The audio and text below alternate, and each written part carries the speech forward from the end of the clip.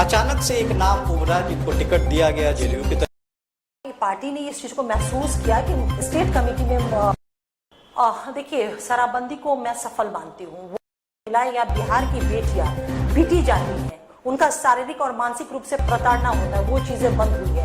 आप शराब के कारण आप देखते होंगे पी करके जो मनचले सड़कों पे उत्पात मचाया करते थे, वो दृश्य अब देखने को नगण्य है, वो नहीं। बुलेटिन ऑफ बिहार में आज बात करेंगे अंजुम आरा से। पिछले विधानसभा चुनाव बिहार की शुरुआत जब हुई थी तो बक्सर सीट के बगल वाली जो डुमरांव सीट है वो काफ़ी सेंसिटिव सीट मानी जाती थी। सेंसिटिव इस मामले में कि वहाँ से जेडीयू के ददन पहलवान बागी होते नजर आ रहे थे, क्योंकि पार्टी उनको टिकट देने के फेर में भी नहीं थी और ददन पहलवान अपना दावा भी कर रहे थे। अचानक से एक नाम उभरा जिनको टिकट दिया गया जेडीयू की तरफ से, अंजुम आरा। अंजुम आरा से शुरुआत करेंगे हम ये, और जानना चाहेंगे अंजुम जी से कि अंजुम जी ने आपका जो नाम आया अचानक से आया सामने और अचानक से आपको टिकट मिल गया, क्या कारण रहा इसके पीछे और राजनीति की शुरुआत आपने कैसे की? सबसे पहले तो मैं आपको शुक्रिया अदा करती हूँ कि आज आपने मुझे आमंत्रित किया अपने ऑफिस में। देखिए, किसी भी पॉलिटिकल वर्कर का जो नाम होता है वो अचानक से नहीं होता, उसके बरसों का पार्टी के प्रति उसका डेडिकेशन होता है, पार्टी के वो वर्कर होते हैं, तब जाकर के वो किसी भी नाम के लिए योग्य समझे जाते हैं या चयनित किए जाते हैं। दूसरा सवाल आपका कि मैं बिहार की राजनीति में कैसे आई, तो देखिए, मेरा छात्र जीवन से ही, छात्र जब जीवन था उसी वक्त से समाज सेवा से हम लोग जुड़े हुए थे। As a human right activist, as a social activist हम लोग समाज सेवा में दे रहे थे। जेल सुधार पे बहुत सारा हमारा काम है, प्रिजन रिफॉर्म पे। मैं यहाँ की पार्षद भी रही हूँ जब छात्र जीवन था, और इसके अलावा बहुत सारे ऐसी कमिटियां होती हैं जो जिला लेवल पे जो सीधे समाज सेवा से जुड़ी होती है, उसमें मैं नामित थी और मैं उस दिशा में काम कर रही थी। तभी 2005 में बिहार की जनता ने माननीय मुख्यमंत्री नीतीश कुमार जी को अपना आशीर्वाद दिया बिहार के मुस्तकबिल को बनाने के लिए, भविष्य को बनाने के लिए। और जो आदरणीय नेता नीतीश कुमार जी का दो चीज उनकी थी कि न्याय के साथ सबका विकास करूंगा और कानून का राज स्थापित करूंगा। उसमें एक बहुत बड़ा जो न्याय के साथ सबका विकास जो उनका कॉन्सेप्ट था, जो उनकी बातें थी, जो उनका कमिटमेंट था, उसमें हम लोगों ने देखा बीइंग अ विमेन एम्पावरमेंट को लेकर के उस दिशा में वो राष्ट्रीय पटल पे वो एक लंबी लकीर खींचते हुए वो दिख रहे थे हम लोग को। और तब तक वो छात्र जीवन ही मेरा था। तो विमेन एम्पावरमेंट के लिए क्योंकि मैंने ह्यूमन राइट्स से पीजी भी किया हुआ और मेरा स्पेशलाइजेशन था women exploitation and human rights, तो ये मेरा विषय भी था और इस दिशा में हमारी सरकार नीतीश कुमार जी के नेतृत्व में जो थी वो काम कर रही थी।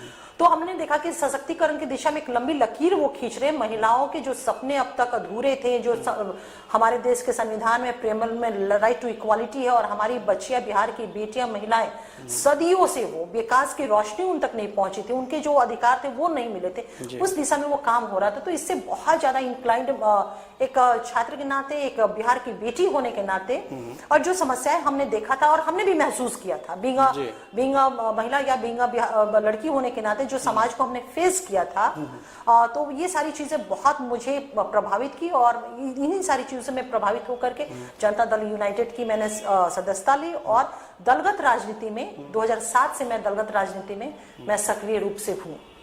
तो इससे पहले कोई जेडीयू में आपकी कोई डेजिग्नेशन थी कि अचानक से टिकट ही मिला? नहीं, अरे पार्टी में मेरा बरसों का अपना कमिटमेंट है। मैं 2007 में आई तो सबसे पहले जनता दल यूनाइटेड महिला प्रकोष्ठ पटना जिला की मैं महासचिव बनाई गई। 3-4 महीना मैं महासचिव थी और पेशे से मैं लॉयर रही हूँ। तो बहुत बार ऐसा रहता था कि संचालन करने का या जो और अन्य दायित्व है वो मुझे मिलता था। तो हमारी पार्टी ने इस चीज को महसूस किया कि स्टेट कमेटी में दायित्व देने की आवश्यकता है, और 2010 से मैं लगातार पार्टी के स्टेट कमेटी में प्रवक्ता, वर्षों में पार्टी की प्रदेश की प्रवक्ता रही हूँ, प्रदेश महासचिव रही हूँ, मुख्यालय की प्रभारी रही हूँ, विमेन कमीशन की मैं चेयरपर्सन रही, Bihar state warehousing corporation की मैं डायरेक्टर रही। सो मेनी पद पे मैं रह करके पार्टी की मैं सेवा करती रही हूँ एज अ पार्टी के कार्यकर्ता, एज अ पार्टी के सिपाही। अंजुम जी, नीतीश कुमार की सबसे बड़ी कामयाबी बोलिए या इसको फेलियर बोला जाए, शराबबंदी। शराबबंदी में आपके भी क्षेत्र से कुछ दिनों पहले की खबर आई, कुछ लोग जहरीली शराब से मर गए। हाँ। फिर एक नोटिफिकेशन आता है कि अब टीचर भी जो हैं गवर्नमेंट वो भी ये शिनाख्त करेंगे कि कौन लोग शराब पीते हैं, ये खबर देंगे पुलिस को। तो कहाँ तक सही लगता है आपको? देखिए, शराबबंदी को मैं सफल मानती हूँ। वो किस वजहों से मैं सफल मानती हूँ वो थोड़ा सा मैं एक्सप्लेन कर दूँ आपको। थोड़ा सा फ्लैशबैक मतलब पीछे मैं ले जाऊंगी कि याद करिए 2016 का वो दौर जब जीविका दीदियों का कार्यक्रम ये एसके मेमोरियल हॉल में हो रहा था। कार्यक्रम ऑलमोस्ट समापन की दिशा में था। तब तक एक कोने से महिलाएं उठ के कहती हैं मुख्यमंत्री जी को कि शराब को बंद कर दीजिए, हमारी जिंदगी नर्क बन चुकी है।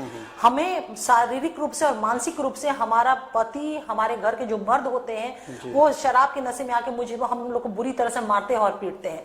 ये वो महिलाएं जो कह रही थी, इस दृश्य को हम लोगों ने भी देखा हुआ है कि इस तरह की घटनाएं घटित होती थी। आज शराबबंदी के बाद से मैं तो हमेशा इस बात को कहती हूँ, कोई भी ऐसा शख्स ये नहीं कहते हुए मिलेगा आपको कि शराब के नशे में अब बिहार की महिलाएं या बिहार की बेटियां पीटी जाती हैं, उनका शारीरिक और मानसिक रूप से प्रताड़ना होता है, वो चीजें बंद हुई है। आप शराब के कारण आप देखते होंगे पी करके जो मनचले सड़कों पे उत्पात मचाया करते थे, वो दृश्य अब देखने को नगण्य है, वो नहीं मिलता है। तीसरी चीज, जो शराब के नशे के कारण सड़क दुर्घटनाएं हुआ करती थी, वो हमारा केंद्रीय रिपोर्ट, सेंट्रल का रिपोर्ट है कि अब वो घटनाएं नगण्य हो गई हैं। तो इन बिंदुओं पे हम देखते हैं कि शराबबंदी मेरा 100% सफल रहा हुआ है। Women atrocities, women exploitation, women torture जो हुआ करता था, वो चीजें खत्म हुई हैं। अब ना के बराबर शिकायत आती है कि मेरा पति या मेरा पिता या मेरा बाप जो है वो दारू के नशे में, शराब के नशे में आके हमें मारता है, पीटता है। तो मैं इसे सफल मानती हूँ। अब आपने जो सवाल उठाया तो निश्चित रूप से सवाल का उठाने का मतलब ही है कि जो चीजें घटित हो रही है उस पर हमारा क्या कहना है। देखिए, इस पे हमारी सरकार के एक्शन को आप देखेंगे ना तो आप खुद इस चीज को मानेंगे कि हाँ, सरकार इस चीज को स्वीकार करती है कि इम्प्लीमेंटेशन में जो एक हार्डनेस होना चाहिए था वो चीजें कहीं ना कहीं वो कमी पाई गई। यही कारण है कि माननीय मुख्यमंत्री नीतीश कुमार जी हमेशा एक विस्तृत बैठक आपको बड़े बड़े अधिकारियों के साथ करते हुए दिखे हैं, फेर बदल करते हुए वो दिखे हैं, वो एक्शन मोड में दिख रहे हैं। और वो जो एक्शन मोड में आए हैं तो वो हमें वो दिख रही है कि कार्रवाई हो रहे हैं। शराब जो स्प्रिट होते, जो बनने के सामान होते, वो जब्त हो रहे हैं। वैसे अपराधी जो इस कारोबार में लिप्त है वो जेल की सलाखों के पीछे जा रहे हैं। लेकिन सबसे बड़ी चीज है कि देखिए, कोई भी सामाजिक कुरीतियां, शराब जो है वो सोशल ड्रॉबैक्स है। कोई भी सामाजिक कुरीतियां जब तक समाज में एक अवेयरनेस नहीं होगा, हम आप जब तक अपने being a citizen of India हम अपनी ड्यूटी को, अगर राइट को क्लेम करते तो हमारी ड्यूटी भी, फंडामेंटल ड्यूटी भी है। तो जब तक हम अपने ड्यूटी को भी नहीं महसूस करेंगे और नहीं ड्यूटी के लिए हम खड़े होंगे, तब तक एक व्यापक जो परिवर्तन हम चाहते हैं समाज की बुराइयों को दूर करने के लिए, तो सिर्फ सरकार और कानून के भरोसे ये मुझे लगता है व्यक्तिगत तौर पे ये संभव नहीं हो पाएगा। फॉर एग्जांपल 1961 में डॉरी प्रोविजन एक्ट हमारे बीच में 1961 में बना, लेकिन आज भी देखिए देश के तमाम हिस्सों में कोई नहीं दावा कर सकता है कि दहेज जो एकदम खत्म हो गया है। उसके पीछे कारण क्या है? देने वाला भी इस समाज के व्यक्ति, लेने वाला भी समाज के व्यक्ति। तो समाज में उसकी स्वीकार्यता हमने ही दे रखी है। तो गलत चीजों को रिफ्यूज करने का, रिजेक्ट करने का, उसको कंडम करने का, निंदा करने का ये साहस हमें और ये कर्तव्य का निर्वहन हमें being a citizen of India हमें करना होगा। तब जाकर के एक माहौल बनेगा और तब ये कानून जो है मुझे लगता है कि 100% प्रभावी ढंग से सफल हो पाएगा। तो सरकार के साथ साथ हम आम लोगों का भी ये दायित्व बनता है कि इस मुहिम को, इस कानून को हम सफल करने में अपना योगदान दें। जब भी डुमरांव जाना होता है पत्रकार बंधुओं का, उनके साथ जब हम बैठते हैं, वहाँ के लोगों का एक आम सा प्रश्न होता है कि अंजुम आरा जी अब एक्टिव तो काफी दिख रही हैं हमारे यहाँ पर, और पिछला जो बैकग्राउंड था उनका ये नहीं था, इस तरह का राजनीतिक बैकग्राउंड उनको नहीं पता था। क्योंकि आपने इस चैनल में बताया कि आपका बैकग्राउंड भी काफी स्ट्रॉन्ग था। डुमरांव वासियों के लिए एक और खास सवाल, 7 निश्चय जो नीतीश कुमार का प्लान है उस पर बहुत सारी शिकायतें आ रही हैं। शिकायतों में ज्यादातर है कि कमीशन लेकर काम करना, नीचे से लेकर ऊपर तक अधिकारी। क्या कहना है आपने? आप तो ग्राउंड रिपोर्ट सारा होगा आपके पास। देखिए, सबसे पहली चीज कि डुमरांव में पहले स्ट्रांग नहीं था, और अब जब मैंने बताया, देखिए ऐसी बात है, मैं वहाँ की नेटिव हूँ, मेरा वो जन्म स्थल ही है डुमरांव, बक्सर जिला की मैं रहने वाली हूँ। और ऐसा नहीं है पहले भी, लेकिन पार्टी होता है कि पार्टी के वर्कर होते हैं, उनका एक दायित्व तय होता है। तो मैं पार्टी ने मुझे प्रदेश का दायित्व दिया हुआ था। बक्सर जिले के जितने भी सम्मेलन या कार्यक्रम हुआ करते थे तो मैं लीडरशिप पे वो सारा चीज होता था, मैं जाती थी, उस चीज को मैं किया करती थी। हाँ, ये बात मैं ये स्वीकार करूंगी कि जो एक आम इंसान था शायद वो मुझसे उसका उतना इंटरेक्शन नहीं था, जिसके वजह से एक होता नहीं कि पूरे व्यक्तित्व से परिचित होना, में भी हो सकता है कि ऐसा रहा हो। दूसरा आपका क्वेश्चन है कि 7 निश्चय का इम्प्लीमेंटेशन या करप्शन को लेकर के। देखिए 7 निश्चय 2015 की जो हमारी माननीय मुख्यमंत्री नीतीश कुमार जी, जेडीयू वाहिद इस देश में ऐसा पॉलिटिकल पार्टी है जो अपना जो मैनिफेस्टो नहीं बल्कि वो चुनाव के टाइम में पब्लिक से वो कमिटमेंट करता है। 7 निश्चय हमारा 7 पॉइंट कमिटमेंट था जनता से और हमने उसको पूरा किया। हमने कहा वेमेन के दिशा में वेमेन एम्पावरमेंट के लिए महिलाओं को रिजर्वेशन दिया, हर घर स्वच्छ नल जल था। तो आज देखिए ये योजना इतनी बड़ी, और इस योजना का रिकॉग्निशन देखिए कि हमारी सेंट्रल गवर्नमेंट ने अडॉप्ट किया इस योजना को, और बाकी स्टेटों ने किया वो अलग किया। युवाओं को देखिए स्टूडेंट क्रेडिट कार्ड, एक दौर था कि जब गार्जियन को बच्चे पढ़ेंगे कैसे, एक बहुत बड़ा उनके सामने समस्या होती थी। माननीय मुख्यमंत्री नीतीश कुमार जी ने बिहार के बेटे और बेटियों को इस योजना के माध्यम से माँ बाप को मुक्त किया कि ये जवाबदेही अब आपकी नहीं, ये जवाबदेही हमारी है कि इस बिहार के बेटे और बेटियां पढ़ेंगी कैसे। वो स्टूडेंट क्रेडिट कार्ड योजना। अब रहा आपका सवाल करप्शन को लेकर, मैं फिर ये कहूंगी कि हर नागरिक का ये फंडामेंटल ड्यूटी है कि अगर कहीं भी कानून का उल्लंघन हो रहा है तो उसके खिलाफ वो चुप्पी तोड़े, और कुछ नहीं तो एक शिकायत तो जरूर वो कर दे, अपनी पटल पे बातों को जरूर रख दे। इसके लिए बिहार ही वो स्टेट है इस देश में जहां पे पहला ये स्टेट है जहां इन सारी चीजों को रोकने के लिए बहुत सारे कानून बने। देखिए ना, लोक सेवा का अधिकार आया, लोक शिकायत निवारण अधिकार आया, भ्रष्टाचार निवारण अधिनियम भी हमारी सरकार नीतीश कुमार जी के कार्यकाल में ये आया। तो इतने बड़े बड़े कानून है, तो इसका इस्तेमाल जब तक हम आप नहीं करेंगे चीजों पे अंकुश कैसे लगेगी। सिर्फ कह करके तो खत्म नहीं किया जा सकता। हमारी सरकार ने माना, एनडीए गवर्नमेंट ने माना कि करप्शन व्याप्त है, तभी तो ये कानून लाने की जरूरत पड़ी। तो जब सरकार ने माना और कानून दिया तो इस कानून का इस्तेमाल भी हमें आपको कहने का मतलब कि हम आम नागरिकों को ये हमारा कर्तव्य बनता है कि इसका हम इस्तेमाल करके वैसे लोगों के खिलाफ विधि सम्मत कार्रवाई करने में अपना योगदान दें।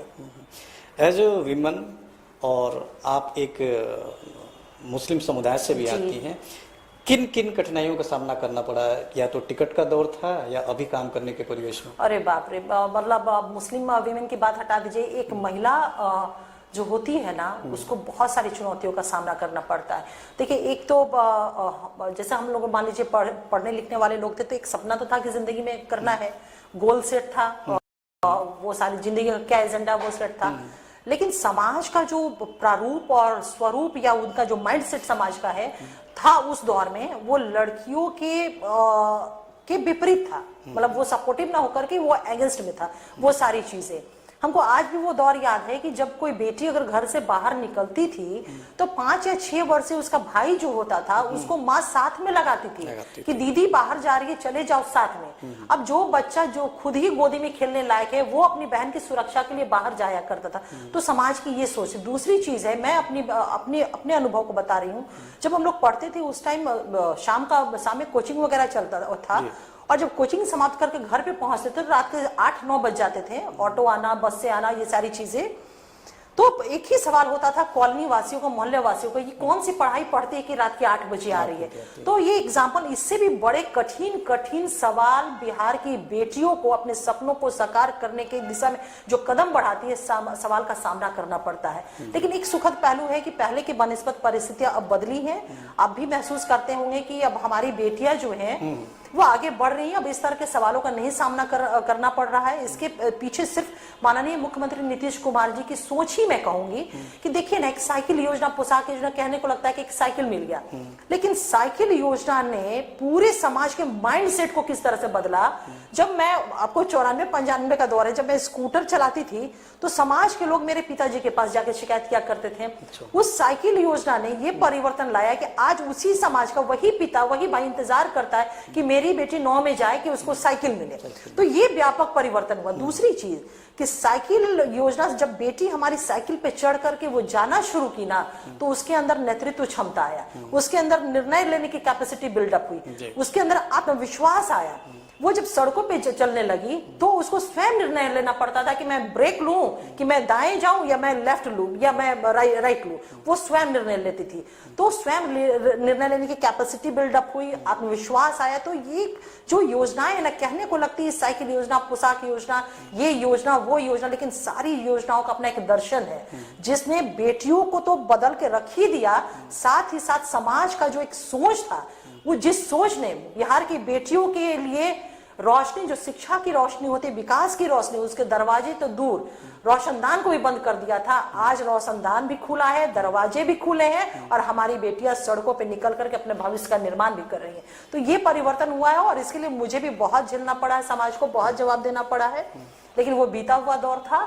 आज सुखद पहलू है कि आज हमारी बेटियां इतिहास रच रही हैं महिला सशक्तिकरण नीति के कारण। अंजुम जी, लास्ट क्वेश्चन लेते हैं आपसे। नीतीश जी के साथ आपका इंटरेक्शन बहुत अच्छा ही रहता होगा, एज ए पार्टी में आप अच्छे कार्यकर्ता भी हैं जी। और विधायकी की चुनाव भी लड़ चुकी हैं। शराबबंदी पर क्या ऐसा भी स्टैंड नीतीश जी ले सकते हैं कि नहीं, शराबबंदी को बंद कर दिया जाए? देखिए, कोई भी मुझे लगता है नेता और राजनेता में फर्क होता है। और नेता जो होता है ना, पॉलिटिकल पार्टियां, सरकारें जो होती है वो डेवलपमेंट ही कर, लेकिन राजनेता ऐसा होता है जो समाज के सामने एक बड़ी लंबी लकीर खींचता है परिवर्तन को लेकर के, समाज की बुराइयों को खत्म करने के लिए। तो नो डाउट कि नीतीश कुमार जी एक राजनेता है और कोई भी राजनेता जो समाज की बुराइयां हैं उसको खत्म करने के लिए वो जीवन के अंतिम क्षण तक संघर्ष करता है और करेगा। कोई भी कोई पॉलिटिकल इशू नहीं है कि मेरा इससे नुकसान होगा या मेरा उससे फायदा होगा मेरे पार्टी का, वो उसको बैठ करके जज करे, एसेस करे, नापे तौले जोखे, वो चीज नहीं हो सकता है। तो नीतीश कुमार जी ने जो ये शराबबंदी का फैसला लिया था ना, वो सच पूछे गांधी के सपनों का जो भारत है, गांधी जी ने अपने शब्दों में कहा है कि मेरे सपनों का भारत वो होगा जहां पे कोई नशा नहीं होगा, मेरे सपनों का भारत वो होगा जहां पे शराब का सेवन नहीं होगा। तो माननीय मुख्यमंत्री नीतीश कुमार जी ने शराबबंदी को लागू करके गांधी के सपनों का जो भारत है उसको बिहार को बनाने की उन्होंने कोशिश किया है और वो कर रहे हैं। हाँ, चीजें हैं कि कुछ चीजें, बातें जो आ रही हैं, लेकिन उन लोगों को भी याद रखना चाहिए कि विधानमंडल में, विधानसभा में, विधान परिषद में हाथ पे ऐसे शपथ लेकर के ना सेवन करने की, ना इसको प्रोटेक्ट करने की, ना इसको समर्थन देने की, ये जो कसम खाई गई है, तो जरा वो याद करे कि वो कसम बिहार के आवाम के साथ धोखाधड़ी था, धोखेबाजी थी या वो हकीकत था। ये उनको एसेस करने की जरूरत है। अब मुझे नहीं लगता है कि शराबबंदी जो है, कहीं से भी आप कह रहे हैं कि इसको फिर से वो देखने की समीक्षा इस बात की हो सकती है कि उसका इम्प्लीमेंटेशन कैसे हो, इम्प्लीमेंटेशन और स्ट्रांग होना चाहिए। इसकी समीक्षा अगर नहीं हो रहा तो होनी भी चाहिए और हो भी है और होती भी रही है। लेकिन शराबबंदी तो एक बहुत ही साहसिक और ऐतिहासिक कदम है हमारी सरकार का, हमारे नेता नीतीश कुमार जी का। चलिए, अंजुम आरा जी ने आज शराबबंदी पर अपनी पार्टी और नीतीश कुमार जी का पक्ष बड़ी मजबूती से रखा। अंजुम आरा जी के खास करके डुमरांव के हमारे जो विधानसभा है वहाँ के आम जनों को भी अब पता लग गया है, लेकिन बुलेटिन ऑफ बिहार की तरफ से भी उनको बहुत सारे बातें पता लगी आज। अंजुम जी, आपका बहुत बहुत धन्यवाद चैनल